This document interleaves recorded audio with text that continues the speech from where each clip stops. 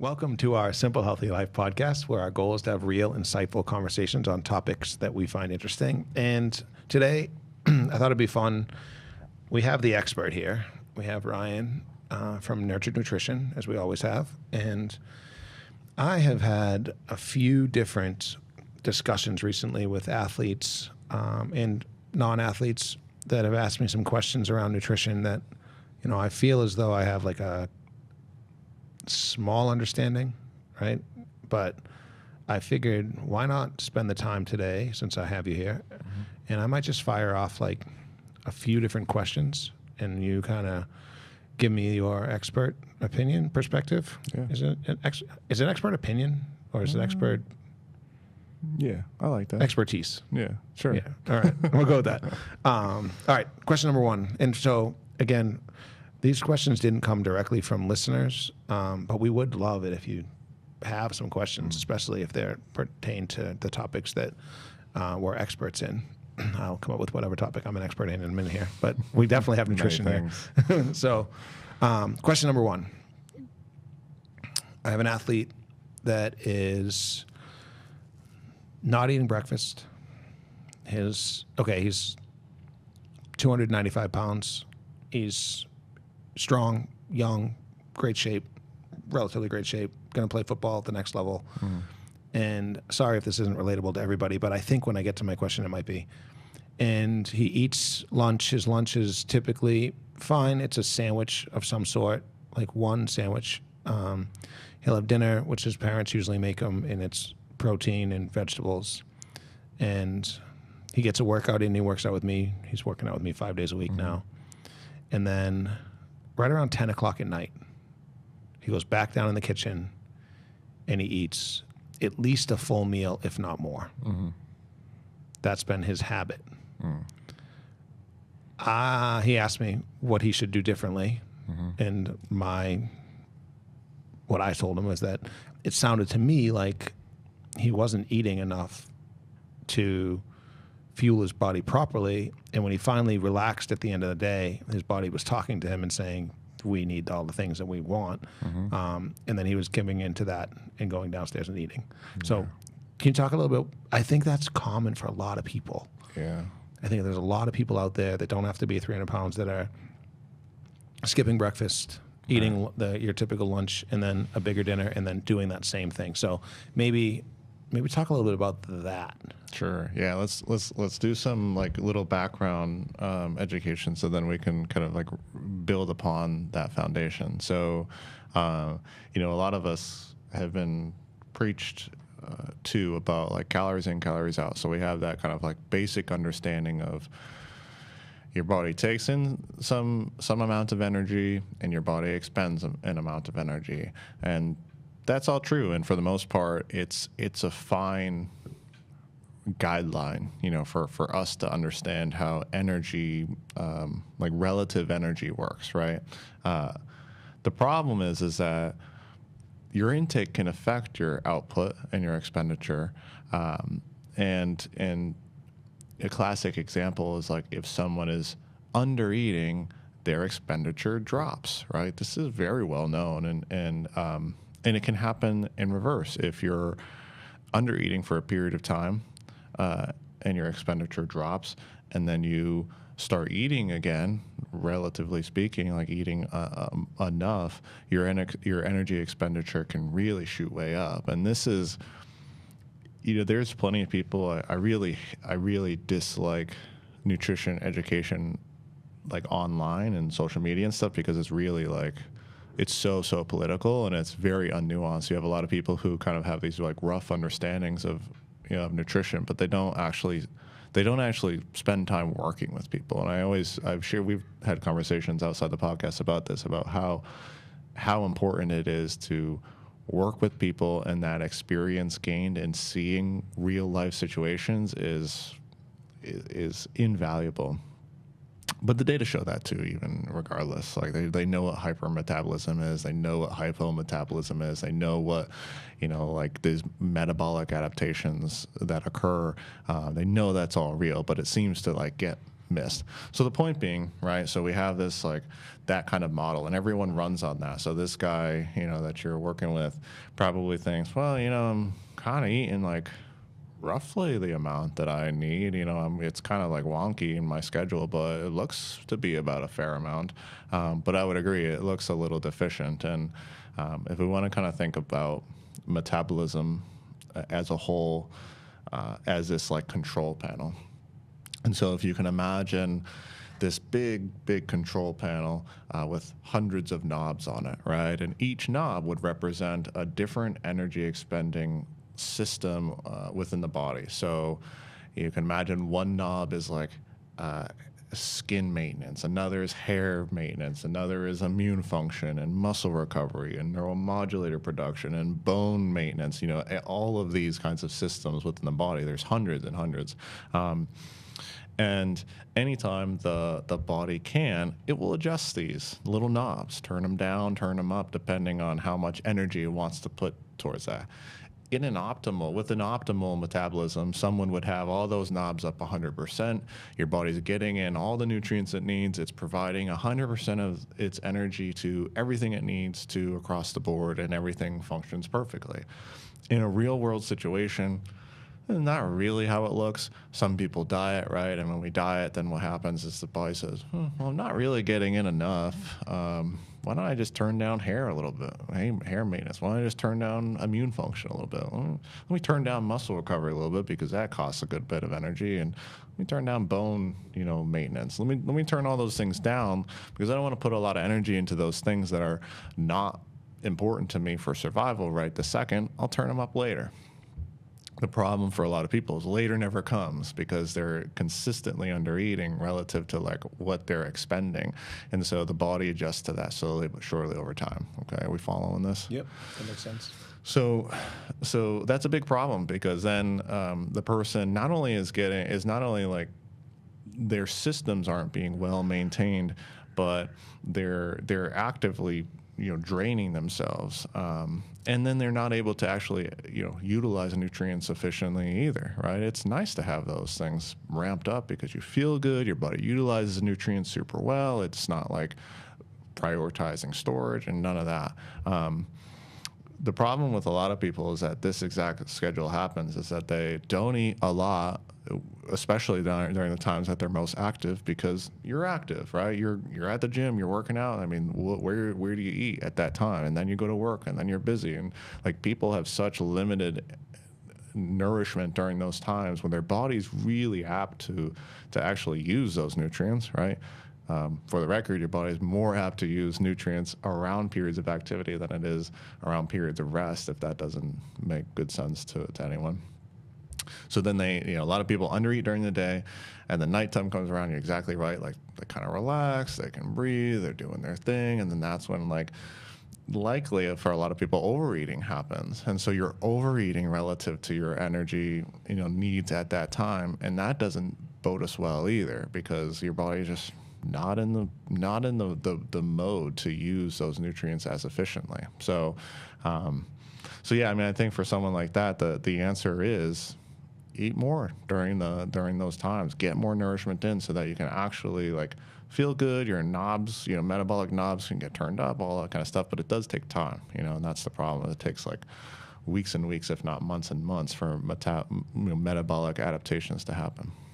Yeah. So what do you say to the people that are like, all right, fine, I'll eat more, but then when I eat more and I don't stop that habit that I have of eating at night, then I eat too much? Yeah, it's the most common thing. People set these rules like, I ate too much at night, I'm going to make up for it during the day, and that's the exact opposite of what you actually should be doing. We eat primarily based on hormones. Whether we think we have all the control in the world, we really don't. Our body has metabolic hunger and metabolic satiation, hormonal hunger, hormonal satiation cues and systems. And so, when you're going through the day and you're not eating, your body's ramping up the hormone that says, hey, I need food. and it doesn't stop. It doesn't just do one emission of this hormone and say, all right, like you didn't listen, I guess we're done here. It keeps sending ghrelin, that major hunger hormone. We talked about that. So it keeps producing ghrelin more and more and more and more and more until you respond. And that specific hormone responds to protein. So if you get protein in, body says, cool, that stops production of ghrelin. Great, perfect. The problem then is like, yeah, people under eating through the day, they're building up a lot of ghrelin, more and more and more and more and more, and they're not meeting their needs. And then they get to the end of the night, and then it feels unstoppable for them to like control themselves, quote unquote. Because how could you? You have these biological signals that are really pressing for you to eat at that time, and you let it get out of control. Interesting. Okay, so new question, and this one kind of comes from What would you say when people say, well, I don't eat carbs because they don't make me feel good? Like I hear that all the time. Like, no, whenever I eat carbs, I don't feel good. I'll just ask the question. That's the question. Okay. Yeah, I mean, there's a couple different angles the carbohydrate conversation can take. I would say that there is nuance to a lot of these discussions, and the goal is to provide information, not necessarily to like have people implement rules. But for the most part, the best guideline for people is you eat the amount of carbs that you basically use, and then anytime it's like a rough like guideline. If you're going to be using some because you're doing some exercise, and great, and that helps you fuel, et cetera, et cetera. But you're also using some just for like mental capacity. And the reason why I press this so much is that because I know that like if you get too much of any nutrient, it's not great for us. Or if you get too little of any nutrient, it's not great for us. It just so happens that we traditionally seem to eat a lot of those like we eat too many carbs versus what we actually need, and it just is what it is. The reason why is because carbohydrates are very, they're all around, they're easy, they're, storageable, they're just like, they're kind of an easy nutrient to get in. So I wouldn't say that a lot of people feel bad when they eat carbohydrates. I mean, some people might feel like mentally, like they might shame themselves for eating like too many carbohydrates. That can be a thing. Sometimes too, like, digestion of carbohydrates can take a lot of energy, and that can have someone feeling quite bad, because if you get too much carbohydrates in, then your body focuses a lot of its energy into actually like rest and digest. And this is always why I say, as much as I want people to get in like consistent intake through the day, you have to be careful about the amounts and the portions, because too much is going to activate that parasympathetic, and then you're going to be slow. You're going to be bogged down for a little bit while your body is digesting. So kind of a nuanced discussion there. But yeah, I would need more information as to like how that person might be feeling bad, or what they might be suggesting, because I think a lot of that is mental too. People think carbohydrates and sugar are so bad, and again, there's nuance there. And then they say, well, it's just so bad, and I'm sinning by eating too much cake, and so therefore I feel that, right? Yeah, I definitely think there's some mental with the people that have brought that up to me. Yeah. Maybe not all physical. Right. And I think Alicia did a great job of explaining that on our diet culture podcast. Right. And I think you might have mentioned too, like guilt is not something you should feel about eating. Right. Right. And I think that we've developed into this culture where where we have that, which is a very strange thing. The goal for a lot of people would be to maintain blood sugar levels to some degree, right? And so the reason is that anytime we have big shifts in blood sugar level, then we feel that. And it doesn't even need to be shifts outside the normal range, but some people are really sensitive to the feeling of like a 20-point shift in blood glucose. And so if you eat some very high carbohydrate based food, and maybe it's not super balanced, there's not a lot of fiber, there's not a lot of fat, there's not a lot of protein, so this kind of unbalanced carbohydrate based meal, then you're gonna spike a little bit. And then you're also gonna kind of crash right right back down. Again, these don't have to be wild fluctuations. I mean, they could be 10, 20, 30 points for some people. But you might feel that, you know, you're going to feel that like kind of like antsy maybe feeling that you get from being like a little too high.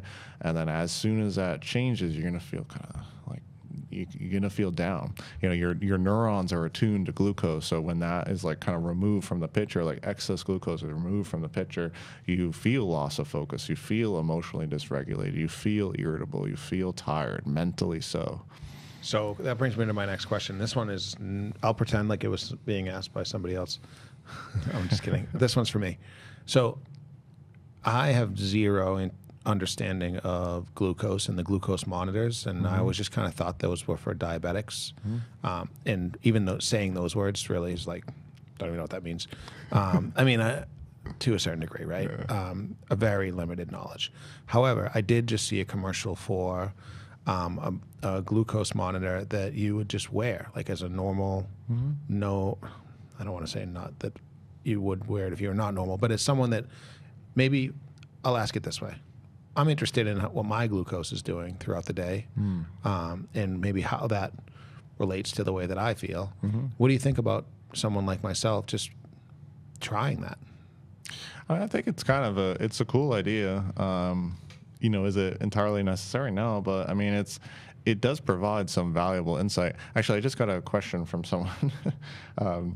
They messaged me right before this actually, and they said, I just got my labs drawn, and it just came in, and my blood glucose was 95, yet I'm starving. Right, 95 is a pretty average, but I'm starving. Why isn't that? I thought it had to be low for me to be hungry. Well, no, because there's no connection between blood glucose and carbohydrates to hunger, like your hormonal hunger, right? There is connection from blood glucose and carbohydrates to like head or mental type of hunger, like loss of focus, loss of energy, mental energy, loss of maybe like physical energy. But that like quintessential I'm starving feeling is very hormonal, like stomach based, like hunger pains, right? That's very hormonal, and that's sorted out through protein and fat. So kind of interesting. It is interesting. But going back to the monitoring, it might be cool for people to see how that actually, you know, charts, right? You'll see those wild swings that sometimes occur after eating a meal or two, even for someone who is has a pretty normal insulin, you know, kind of like sensitivity level. So you'll have these like ups and downs that definitely occur, and it's nice to see. I mean, even in the example of, well, I'm gonna have pizza, and you know, it's pizza, so I just eat 3 slices of pizza, 4 slices, maybe the whole pizza, and I then, you know, for some. Thank you for saying that. That makes me feel better. Makes you feel better. Yeah.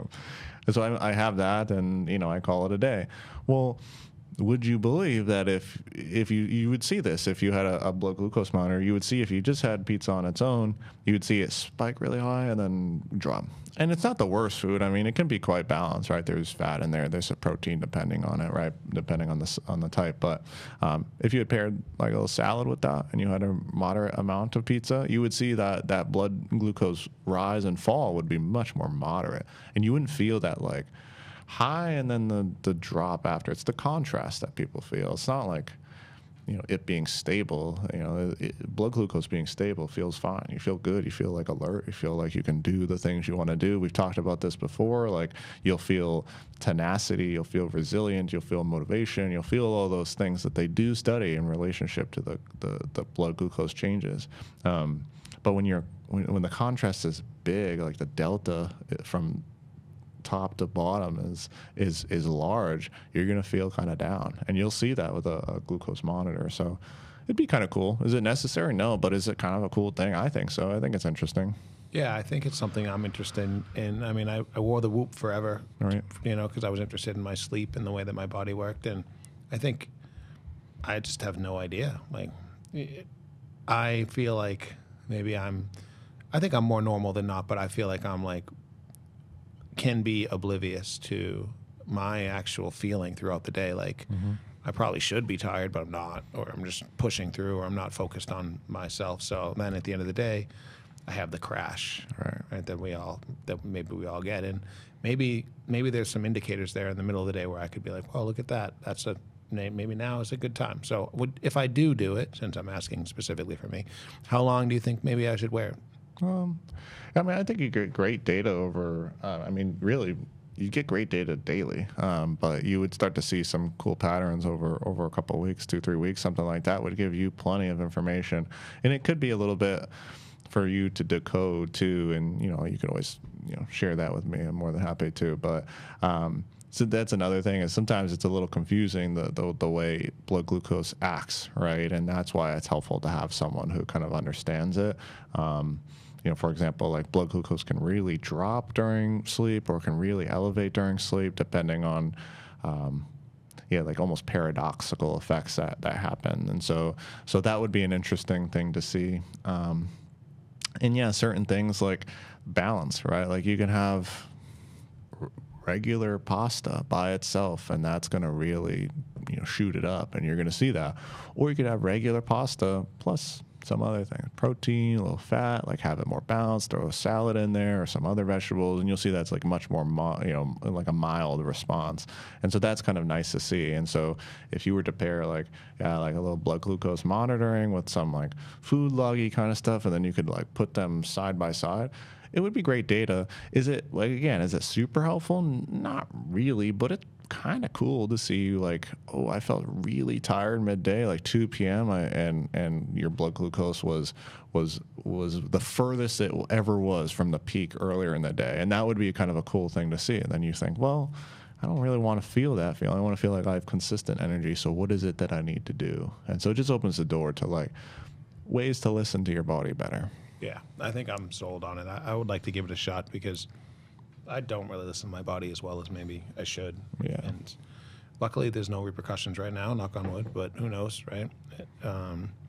So thank you for that. That one was from me. Yeah, good. So I asked a question about under eating throughout the day. I asked a question about the glucose monitor.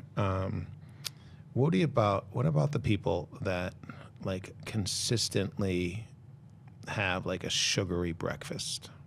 Like, what about the people that are like, have the sugary cereal for breakfast or have the sugary iced coffee?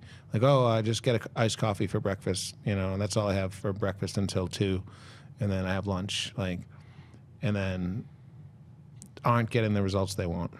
Like, is there anything you could offer? Oh, you know what? I don't want to ask that question. I changed my mind. I want to ask about sugar substitutes. Okay. Because we did that podcast, it was very eye-opening for me. The one that when you talked about seed oils and saturated fat and the way that we kind of vilified one thing in order to position another thing in its place. Mm-hmm. And I feel like we're living in a world now where we have vilified sugar, a product that we've been literally like trading on caravans since before there were cars, in order to introduce the Diet Cokes, the xylitol gum, the sweetener, the erythritol, the stevia.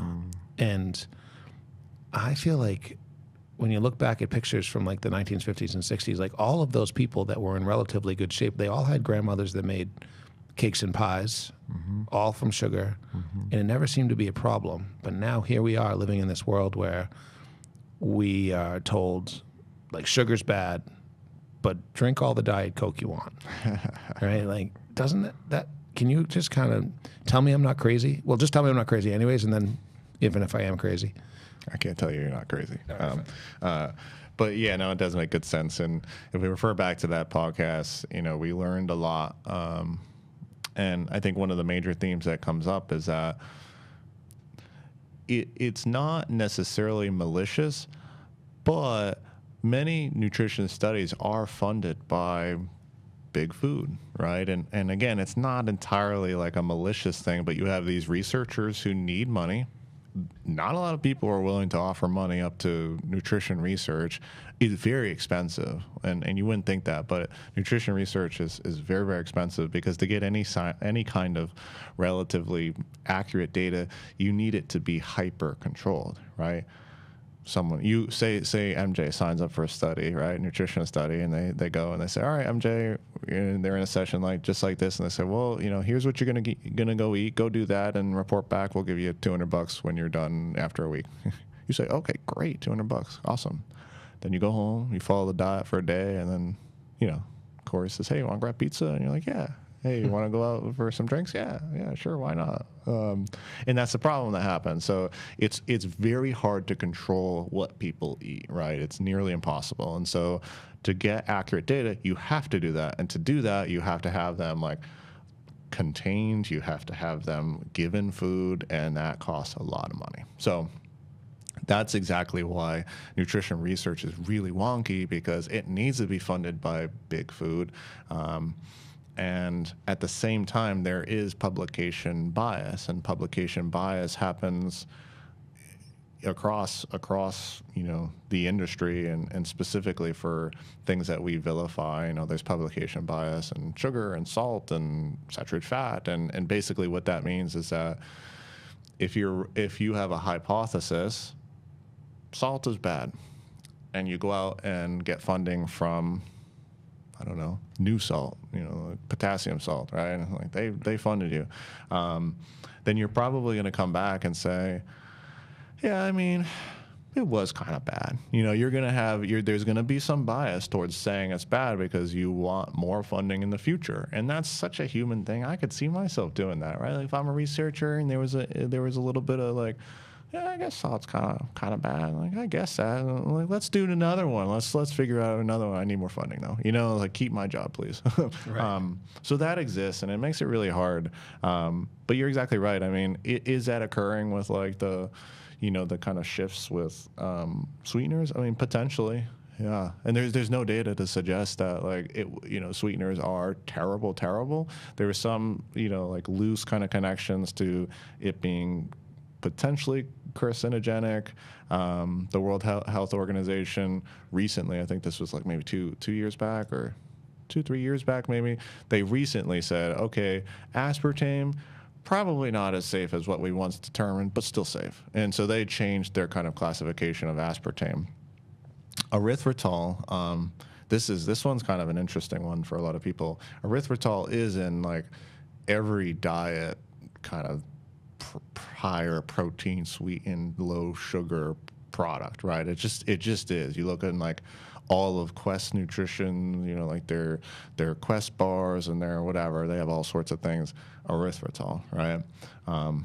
And the problem with erythritol is that they know that this is connected to like a much higher increased risk of heart disease. So like 25 on the number of like 25% increased risk of heart disease. Oh, wow. For the people who have higher amounts of erythritol floating around in their system. The nuance there is that erythritol is also produced by the body, so it could be the case that like if you have the metabolic conditions to elicit cardiovascular disease, maybe your body produces more erythritol on its own. Again, nutrition studies really kind of like nuance. I will say that it's probably safe to say that a lot of those sweeteners are probably not great. You don't have a lot of people researching against that, and if they do, they don't have the money for that. Who's going to fund that? Like what person, Big Sugar, I guess, probably. I mean, I know for a fact they produce a lot of the sweeteners too. They're two peas in a pod. So I mean, who's funding that to like figure it out? So it's probably safe to say like if you lean towards whole, less processed foods, I mean that's just a good general rule. Anything that kind of pushes a little bit more processing on people, you got to kind of question if it's actually with good intent. I will say this though, there is some studies on allulose and allulose specifically is kind of cool because they know that when people get in a little bit more allulose, they have higher amounts of GLP-1 floating around in their system, which is that satiation hormone that people are like, with the Wegovys and all that kind of stuff. So they're looking for GLP-1 with the medications, but allulose will produce a little bit more of that in the system. So increased satiation and reduced blood sugar, in fact, which is kind of interesting. So it's a sweetened, it's like a derivative of fructose essentially. It's like it's a part of fructose. But when you take this in, and it's in some products now, you'll see allulose in some products now, that you'll actually reduce your blood sugar. So that's kind of a cool one. So that was like the only sweetener that really has been shown to have potentially positive benefits. So anytime you look on the back of like a sweetened product, you see like allulose. I think that's pretty good. I mean, the data suggests it's decent right now. But again, it's new. Who knows? Who knows what, now it looks like decent. Who knows what that looks like in 10 years? But that's kind of cool. Monk fruit's another one that seems to be fairly decent in terms of, the data and research seems to show no really crazy side effects. All the other ones, like the big sucralose and aspartame, and they lead to things in the body that may not be necessarily good, and they for sure 100% they increase your appetite, and that likely results in very little energetic benefit, caloric benefit, right? When people say, well, I'm just going to drink the diet soda and I can willpower my way out of eating. Yeah, no, you're not. You're just a number. Okay, I have one last question. Yeah. And this is, I've been wanting to talk to you about this for a while, and you kind of touched upon it. So these new weight loss drugs, Wegovy, Ozempic, I heard that it's the most profitable drug in history right now.